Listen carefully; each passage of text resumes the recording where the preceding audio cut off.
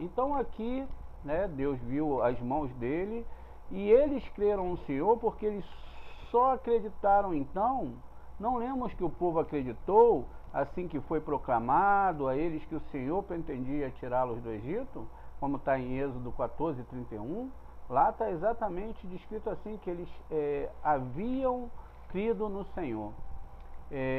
Então, continua aqui. Eu não tinha visto ante muitas obras poderosas do santo no próprio Egito. Sim, mas esta afirmação sobre a sua fé refere-se particularmente ao que Moshe lhe disse. Não tenha medo, fica quieto e vê a salvação de Hashem. Isso é Êxodo 14:13. Rabi Yesse perguntou, como é que depois de Moisés ter dito ao povo, por que os egípcios que você viu hoje, você nunca mais verá? Isso está no Shemot 14:13. Agora somos informados que Israel viu os egípcios mortos na praia, conforme está escrito em Êxodo 14:30. Em sua resposta, o Rabi Yossi apontou que eles não o viram vivo.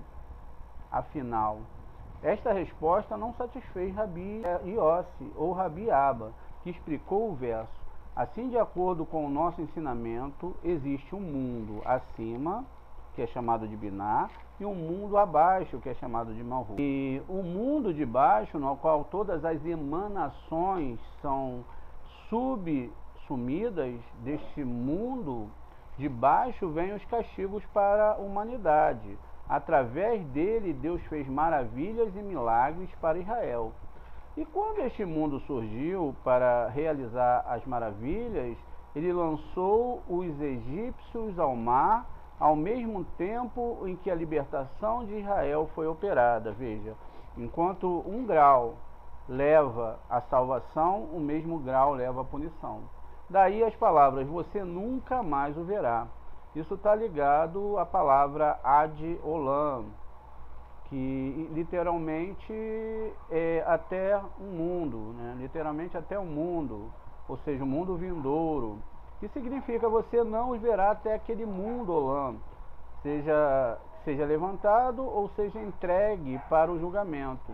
E assim que foi que aconteceu. Israel viu os egípcios mortos à beira-mar e creu no Senhor e em Moshe seu servo.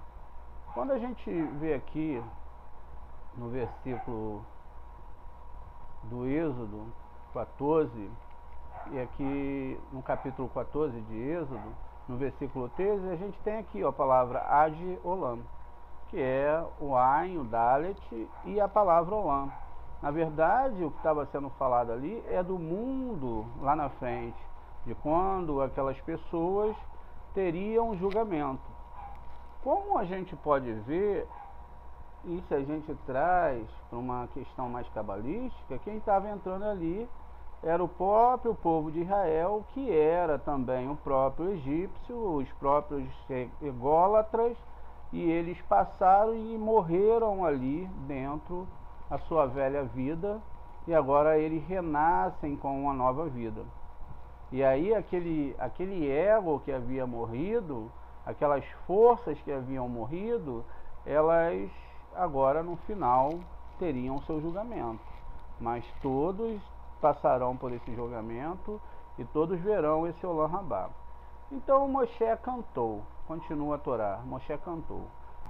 Rabi Judá aplicou a Moshe as palavras, antes que eu te formasse, no ventre eu te conhecia, e antes que saísses do ventre te santifiquei, e te dei como profeta às nações.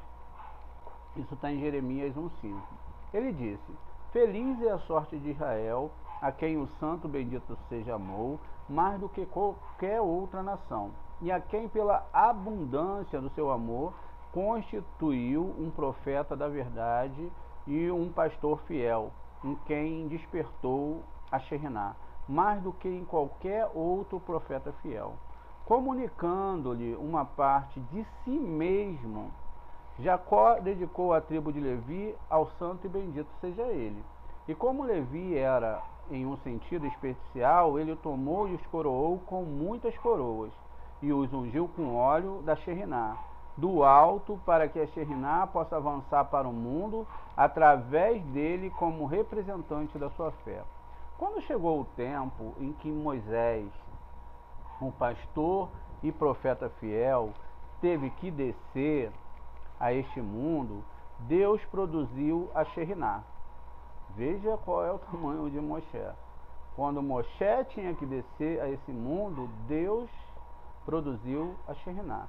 Das profundezas de uma pedra da Sefirá que estava escondida, e coroou com coroas, e o iluminou com 248 luzes, que são os 248 mandamentos positivos, 173 chaves. Então ele o coroou novamente com 5 diademas, a Torá, cada uma ascendendo e iluminando 1000 mundos de luzes, e lâmpadas armazenadas nos tesouros secretos do Santo e Altíssimo Rei. Então o Santo os conduziu por todo o esplendor luminoso do jardim do Éden e os trouxe para o seu palácio através de todas as legiões celestiais. Eles ficaram muito confusos e gritaram bem alto: saia da frente, pois o Santo levantou um espírito para governar e abalar os mundos. Uma voz murmurou: quem é este estrangeiro em cujas mãos estão todas as chaves? Mas outro respondeu ao primeiro e proclamou: recebe-o no meio de ti, pois um dia e não mais ele descerá para habitar entre os homens, e a Torá, o tesouro mais escondido, será entregue em suas mãos, para sacudir o mundo acima e os mundos abaixo. Então todos tremeram e seguiram Moisés, dizendo: fizeste um homem cavalgar sobre as nossas cabeças, nós marchamos através do fogo e através da água, conforme está em Tehillim 66:12. E aí continua: a letra Men do nome Moshe em hebraico surgiu e coroou-se com a coroa. Então Moisés foi coroado com 325 coroas, colocando também suas chaves na mão.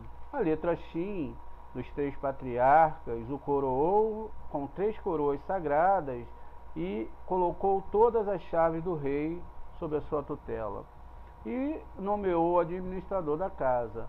A letra Re surgiu e o coroou com sua coroa. Então o Espírito desceu sobre um dos navios que navegam um grande mar e recebeu para prepará-lo para a soberania, e deu a Moisés instrumentos para derrotar e punir o faraó e todo o seu país. E quando ele desceu à terra, na semente de Levi, 425 luzes brilharam diante da face do rei, e 425 formações esotéricas de letras, expressando mistérios divinos, acompanharam o Espírito até seu lugar. Quando ele avançou para o mundo, a letra Re do santo nome brilhou em seu rosto, e a casa que ele orou se encheu de radiância. Naquela época, o santo proclamou: antes de formar no ventre, eu te conhecia, e antes de sair do ventre, eu te santifiquei e te fiz profeta entre as nações.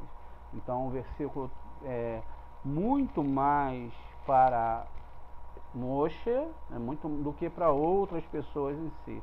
O próprio profeta que está ali falando, ele também fala dele, mas está falando muito mais de Moshe, da sua grandeza de Torá, do entendimento que ele tinha de Torá, da manifestação de Torá que ele tinha, que a gente estuda um nível ainda baixo, mediante que a Torá é, porque ela fala de vários mundos, ela é a própria palavra do Eterno manifestada, e ela não tem como conter a sua sabedoria, tanto sabe de tudo que vai acontecer, como tudo que acontece nos mundos superiores. Tudo está codificado dentro da Torá e nos seus vários níveis de entendimento. Com isso, a Torá fala que o próprio nome Moshe, ela tem toda aquela especialidade com a letra Men, com a letra Shin e também com a letra Re. E existe um grande segredo, esses segredos dessas chaves que foram dadas para Moshe e que são, na verdade, chaves codificadas, como a gente vai ver em nossas aulas de meditação. Continua. Rabi Isaac disse: no momento em que o santo acabou com o grande capitão dos egípcios, e Moisés e os filhos de Israel ouviram, começaram a cantar, quando eles viram que caiu essa força negativa. Então Moisés e os filhos de Israel cantaram este cântico ao Senhor. Rabiaba disse: examinei todas as canções que Israel cantou para o santo e descobri que todas começam então com AZ, ou o Aleph e o Zai. A razão para isso é que todas as maravilhas e todos os atos poderosos que foram feitos para Israel, quando a luz do santo Sião brilhou em suas coroas, então estão gravados na letra Aleph e na letra Zai, das quais a primeira simboliza a primeira Sefirá, que é Ket, e a segunda Zai é o sétimo dos três primeiros. Então, há canto de todos os lados, e a Shi, ou geralmente eu vou cantar ou uma canção. A expressão sugere que esse cântico se encaixa na ocasião e também se encaixará na futura redenção, quando Israel o cantar novamente. A expressão Moisés e Israel prova que o justo das eras passadas, embora tenha entrado nas regiões mais altas e estejam unidos à árvore da vida, ressuscitarão novamente em forma corpórea e verão os sinais e as obras poderosas que o santo fará. Mostra a Israel e eles cantarão este hino. Rabi Simeão estabeleceu esse fato através do seguinte versículo: e acontecerá naqueles dias que o Senhor colocará sua mão uma segunda vez para recuperar o resto do povo. Isso é Isaías 11:11.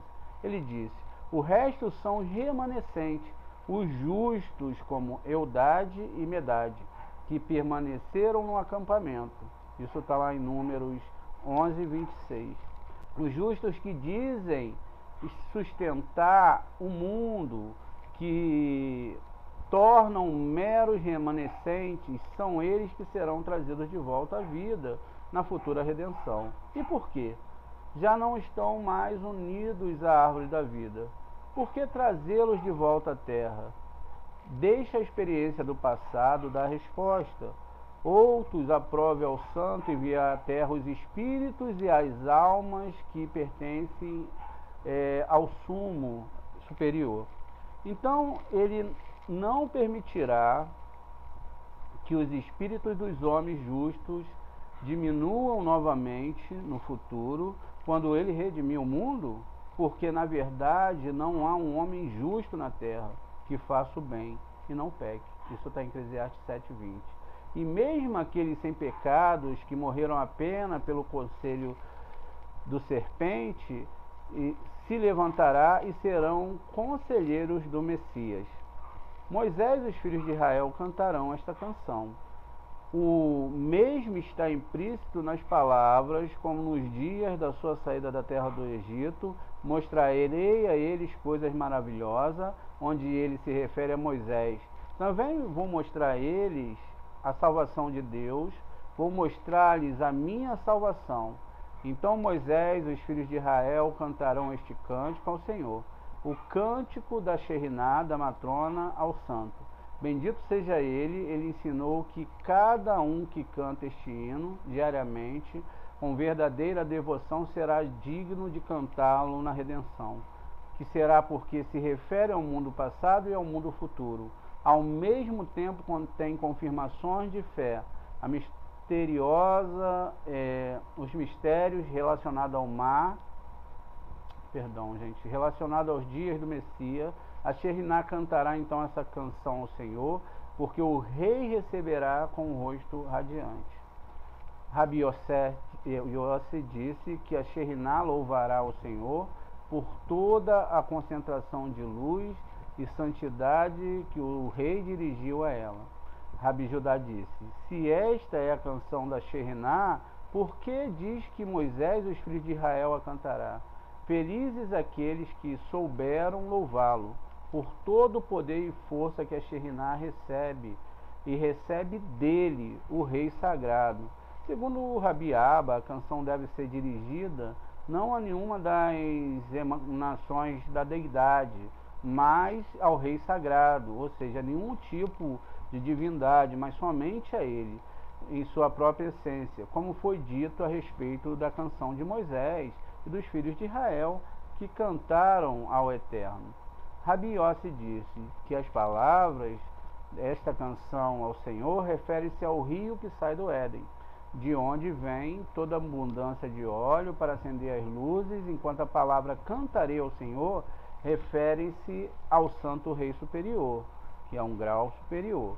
E falou dizendo, essa repetição indica que a palavra para ser cantada em todas as gerações, para que nunca seja esquecida, porque quem for digno de cantar essa canção neste mundo, será digno de cantá-la no mundo vindouro. E declara louvores com ele nos dias do Messias, quando a comunidade de Israel se regozija no santo. Dizer significa dizer na época do êxodo, dizer quando Israel estava na terra santa, dizer no exílio, dizer quando Israel será redimido e dizer no mundo vindouro. Cantarei a Hashem, como já indicado antes, ele falar em nome da Shekhinah e portanto no singular, ao Eterno, ao Santo Rei, pois ele é altamente exaltado. Ele ascende para ser coroado com as suas coroas, para distribuir bênção e realizar obras maravilhosas e para ser exaltado por todos, exaltado nesse mundo e igualmente exaltado no mundo vindouro, exaltado para que ele possa coroar com suas coroas e ser glorificado em sua perfeita alegria. Ele jogou o cavalo e o seu cavaleiro no mar, o domínio abaixo e o domínio acima, que estão ligados entre si, foram entregues a esse grande mar e a essa grande soberania para punição, pois fomos ensinados que o santo não exerce julgamento abaixo até que o tenha feito acima, sobre os representantes celestiais das nações, particular, como é dito, o Senhor punirá os exércitos dos altos no 8º céu e os reis da terra. Rabi Judá disse, naquela noite extrema, a severidade foi erguida, porque a matrona exigia que todos os exércitos abaixo e os poderes acima fossem entregues a eles, e fosse entregue a ela, e eles o eram. Então toda essa parte que a gente está falando aqui do Zohar, e aqui a gente encerra para a gente fazer algumas inferências sobre o que está acontecendo aqui. Ela está falando da época da festa de Issam, que é a saída do Egito, e que ali, naquela saída, existia todas essas forças, e não somente aquele cenário que nós costumamos observar, de que Deus ele vinha lutar com homens, com um exército de homens. Não, a questão ali era muito mais profunda, e ela demorou um tempo, né, para vir a existir, e ela também só veio a existir a partir do momento que alguns ciclos foram feitos. Por que Moshe não nasceu logo no começo de Bereshit? Ele já trazia a Torá. Alguns rabinos perguntam por que a Torá tem o livro de Bereshit. A parte religiosa da Torá não está em Bereshit, está somente no livro de Vaikra. Se você para observar, é no livro de Vaikra, onde tem ali as menções dos ritos que tinham que se fazer. Na verdade, se você pega a Torá, somente ali existem questões do templo e etc. O resto de toda a Torá, ela vai falar de leis sociais, de julgamento entre homens, caso aconteça alguma coisa, mas a parte que trata dos ritos realmente está em Vaikra. E tratando disso, então, o Eterno, ele cita lá que Moshe, onde ele tinha os seus graus espirituais estavam ligados ao seu nome, e não estava ligado a outra coisa, mas o nome dele implicava muita coisa. Então, Moshe, então ele fala da letra Mem, fala da letra Shin, fala da letra Re, que na verdade o assunto de toda a Torá são as leis, mas também as letras hebraicas. E lá eles vão citar esses nomes. E cada um desse nome tem um grau. A gente tem aqui dois elementos, tem duas letras mães, que é Men, que representa a água, e o Shin, fogo, e a letra Re, que é a letra que representa o nosso mundo, representa o mundo de Biná, é uma letra do nome do Eterno. Ela também representa os 5 livros da Torá, os 5 sentidos que nós temos nesse mundo, de onde dirigimos, né, tudo aquilo que nós desejamos fazer. Mas que dentro dessa questão, desse parâmetro de se analisar o que nós temos aqui, é exatamente muito profundo, porque exatamente essas letras, que são, né, a primeira letra, ela tá direcionada a receber certas coroas, a segunda letra outras coroas, a letra Re está ligada a 248 chaves, enfim, é infinito. Mas se a gente pega e descodifica essas letras, faz uma autópsia nessas letras, a gente tem a letra Shin. A letra Shin, ela é formada por 3 letras. Ela é formada por uma letra Vav, ela é formada por uma letra Zai e por uma letra Yud. Então você tem essas 3 letras formando aqui essa letra. Então, se você faz a somatória, vamos lá, a letra Vav, que representa o Avraham, vale 6. Então você coloca essa letra mais a segunda letra Zain, que vale 7, mais a letra Yud, que é 10. Então você vai ter aqui exatamente 23. Mas o que significa 23 se eu tenho 22 letras hebraicas e no final eu tenho 27 quando eu tenho as letras sofite final? O que significa 23?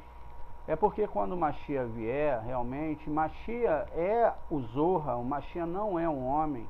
Ele vai vir primeiramente trazendo o Shin de 4 braços. Ou seja, essa 20ª letra que está sendo falada aqui é esse Shin de 4 braços que vai vir a existir justamente porque o Mashiach, que é o Zohar, vai ter chegado. Ele vai ensinar os homens a ter essa essência de abrir esse novo portal que vai existir quando o Mashiach realmente chegar. E aí o que vai acontecer com isso? O Shin aqui, ó, deixa eu...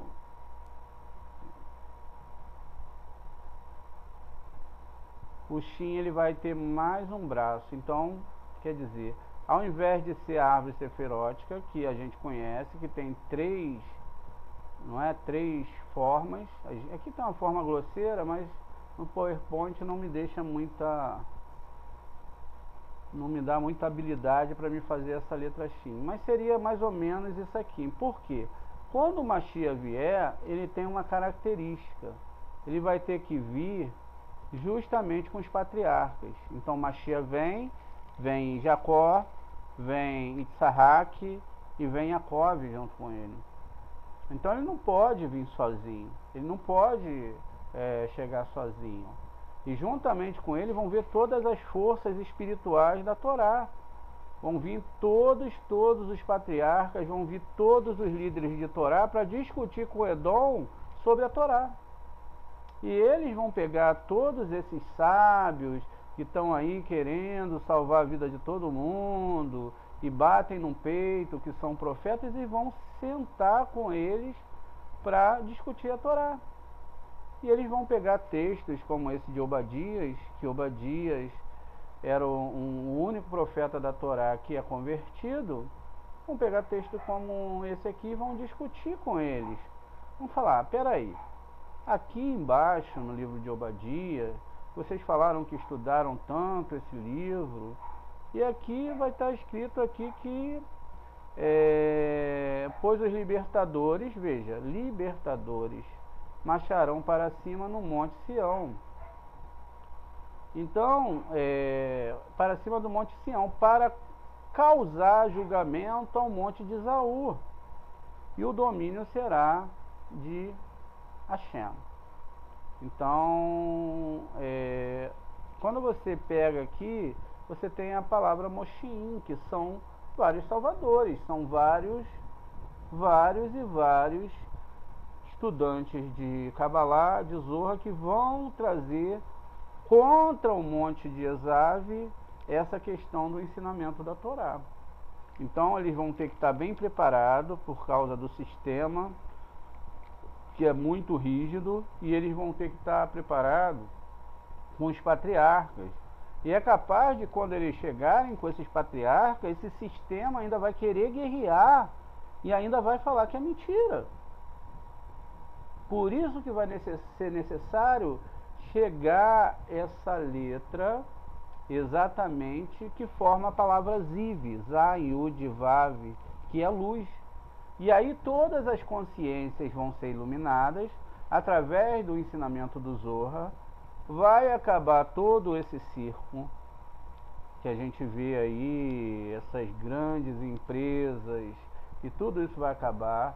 Todas as pessoas vão estudar a Torá. A terra vai ser retificada, porque a terra não foi retificada ainda. E assim a gente vai sair desse grande abismo que a religião e todos esses ensinamentos fora da Torá colocaram no coração dos homens. Tá bom, gente? Shalom e Shalom. Se vocês gostaram do nosso vídeo, dê o seu like, se inscreva no nosso canal e divulguem os nossos vídeos para que mais pessoas possam conhecer o Zohar. Até a próxima aula.